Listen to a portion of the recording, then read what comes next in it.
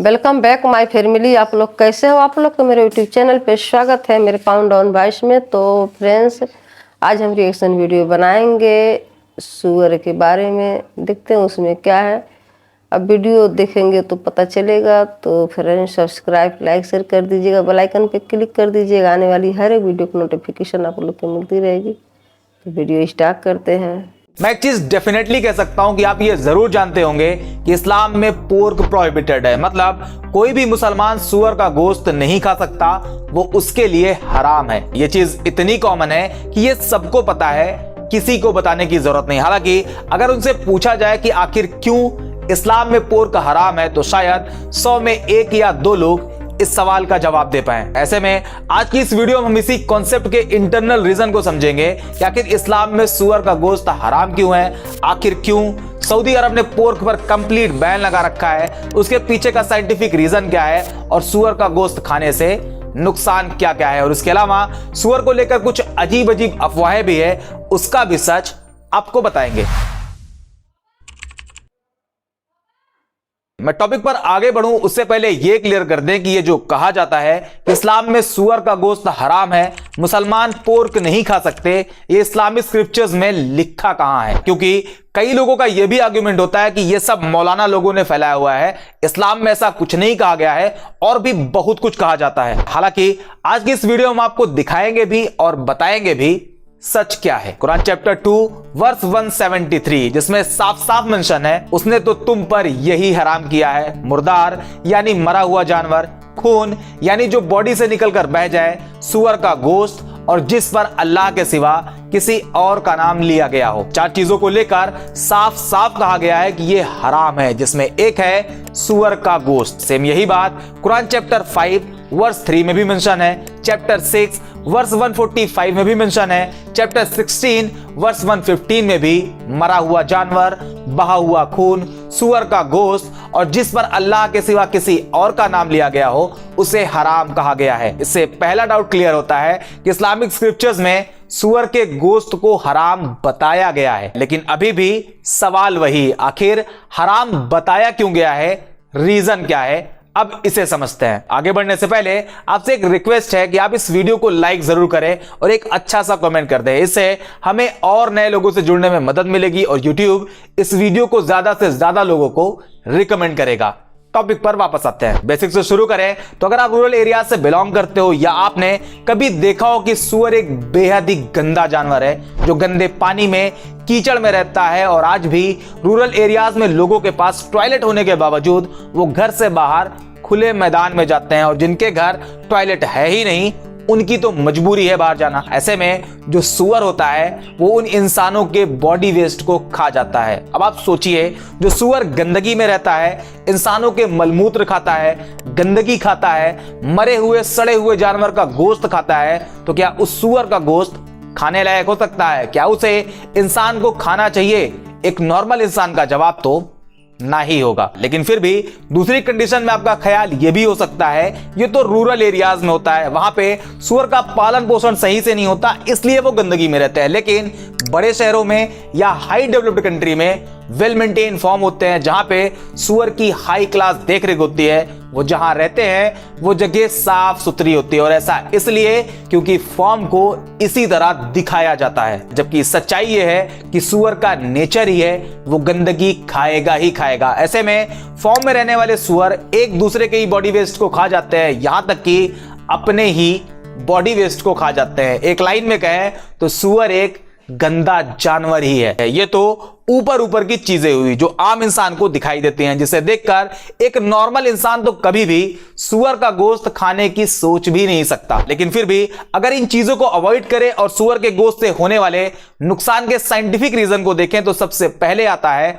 उसका body structure. शायद आपको यह पता होगा कि सुअर को पसीना नहीं आता। अब नहीं आता तो नहीं आता, इसमें क्या? तो इसमें बहुत बड़ी प्रॉब्लम है, क्योंकि बॉडी से पसीना निकलना बेहद जरूरी होता है और इसके कई फायदे होते हैं। जैसे पसीना निकलने की वजह से बॉडी का इंटरनल टेम्परेचर मेंटेन रहता है। अगर बॉडी में किसी वजह से भी एक्सेस एनर्जी प्रोड्यूस होती है तब भी वो पसीना बनकर बाहर निकल जाती है। और ये जो बॉडी से पसीना बनकर निकलता है वो पानी भी होता है, मॉइस्चराइजर भी होता है, साथ ही साथ कुछ टॉक्सिक सब्सटेंसेस भी होते हैं जो पसीने के साथ बाहर निकल जाते हैं और इससे skin maintain and body fit रहती है। और ये जो पसीना निकलता है इसमें बेसिकली दो चीजें काम करती हैं, एक होता है पोर्स और दूसरा स्वेट ग्लैंड्स। इसमें जो पोर्स होता है वो बॉडी स्किन के सरफेस पर छोटे छोटे खुले हुए छेद होते हैं और स्वेट ग्लैंड्स स्किन के अंदर होती है जो कि पोर्स से कनेक्टेड होती है और यही ग्लैंड्स पसीना प्रोड्यूस करती है। सेम चीज अगर आप सुअर के केस में देखेंगे तो सुअर एक ऐसा जानवर है जिसमें पोर्स और स्वेट ग्लैंड्स काफी कम होती है। कम होने की वजह से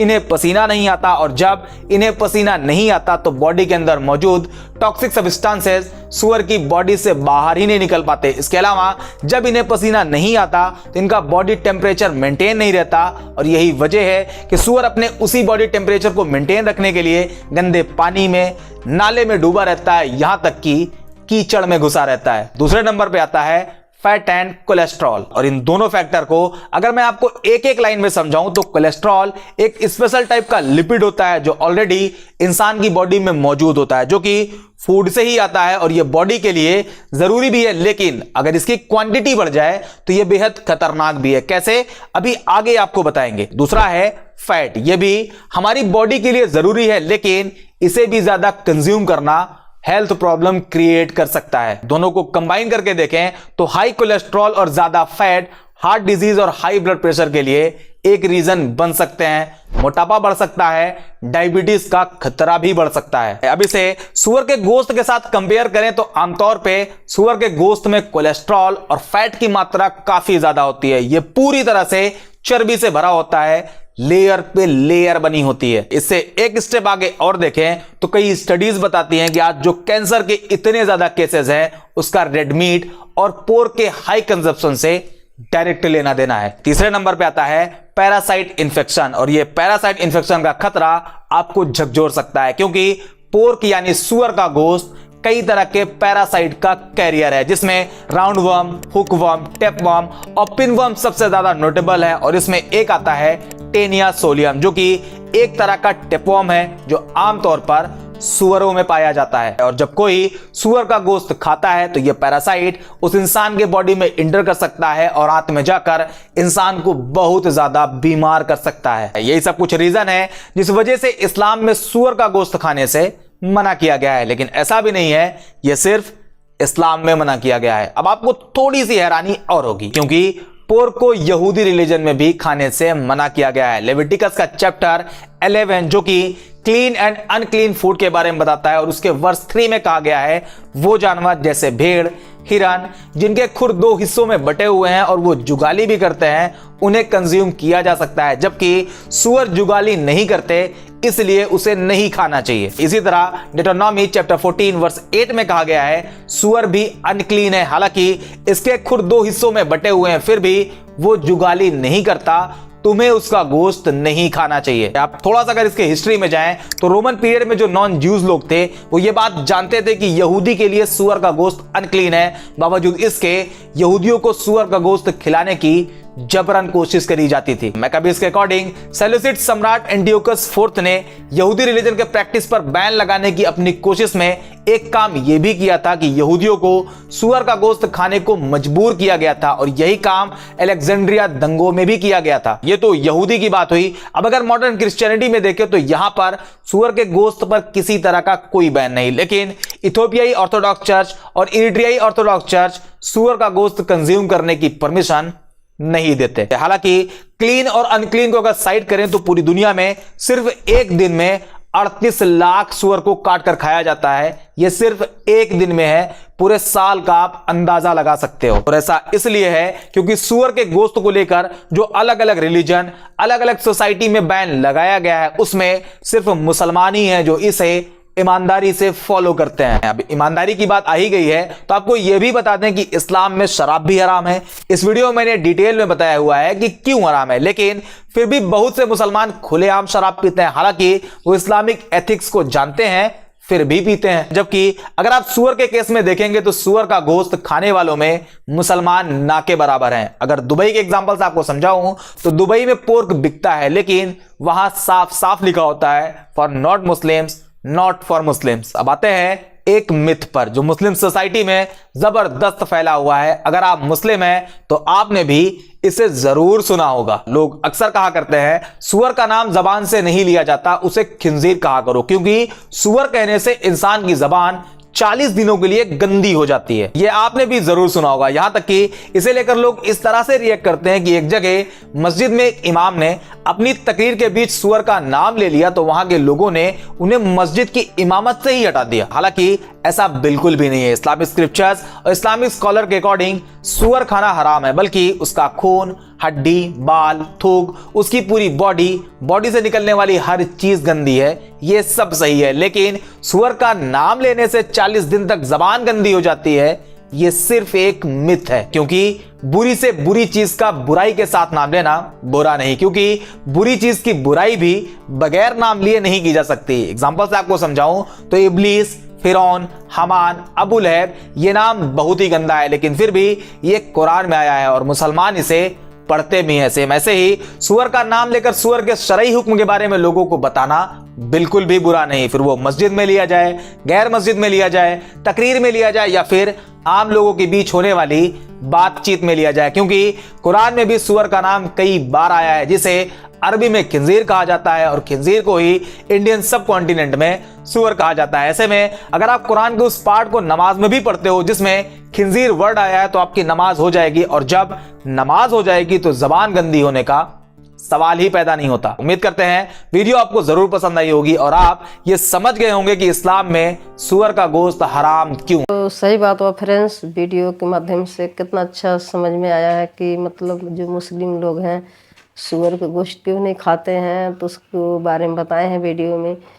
तो इसलिए नहीं खाते हैं कि सुअर बहुत गंदी होती हैं। तो सही बात हुआ, कोई किसी को भी नहीं खाना चाहिए। सुअर तो इतनी गंदी होती है, उनको देख के भी बिल्कुल बुरा महसूस होता है, क्योंकि वो कीचड़ में रहते हैं। वो जो इतनी गंदगी जो होती है, जो इंसान मतलब जो लोग गंदगी करते हैं वो सुअर सब खा जाती हैं। वो बिल्कुल गंदे तरीके से रहते हैं। अगर लोग पालते भी हैं तभी भी अच्छा नहीं लगता है, बिल्कुल गंदे तरीके से रहते हैं, बिल्कुल बुरा लगता है। सच्ची में देखो भी तो बुरा लगता है।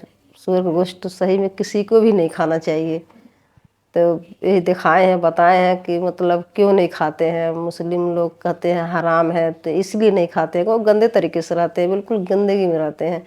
तो किसी को खाने की कोई ज़रूरी नहीं है, ये सब चीज़ तो गंदा होता ही है। तो फ्रेंड्स, वीडियो से सच्ची में थोड़ा नॉलेज मिलती है, सीख मिलती है। अब वीडियो आप लोग देखिएगा तो आप लोग के भी बहुत ज़्यादा कुछ नॉलेज मिल जाएगी। इसी तरीके से फॉलो करेंगे आप लोग भी कि क्या चीज़ है, क्या चीज़ नहीं है, कैसे रहना चाहिए, कैसे नहीं रहना चाहिए, खाना चाहिए, नहीं खाना चाहिए। बिल्कुल नहीं खाना चाहिए, आप लोग मत खाइएगा, मुझे भी अच्छा नहीं लगता। ये सब चीज़ नहीं करना चाहिए, नहीं खाना चाहिए, क्योंकि सब गंदा होता है, गंदगी होती है। तो ये सब चीज़ तो किसी के गोश्त तो नहीं खाना चाहिए, मुझे भी अच्छा नहीं लगता है। खैर हम लोग तो खाते ही नहीं है। ये सब चीज़ तो बिल्कुल नहीं खाना चाहिए। सुन के भी इतनी गंदगी लगती है, देखते भी तो गंदे तरीके से लगता है। तो सही बात है, कितनों कोई भी चीज़ गंदगी होती है, गंदा होता है, जब तक हम जुबान पे लाते नहीं हैं, जब तक उसका नाम सामने आता नहीं है तो लेना पड़ता है। तो ये नहीं है कि लेने से हमको पाप लग जाएगा, ऐसे नहीं होता है। एक तो एक सब वहम है, कहने वाले की तरीका होती है, वहमी लोग होते हैं। तो फ्रेंड्स, सब्सक्राइब, लाइक, शेयर कर दीजिएगा, बेल आइकन पे क्लिक कर दीजिएगा।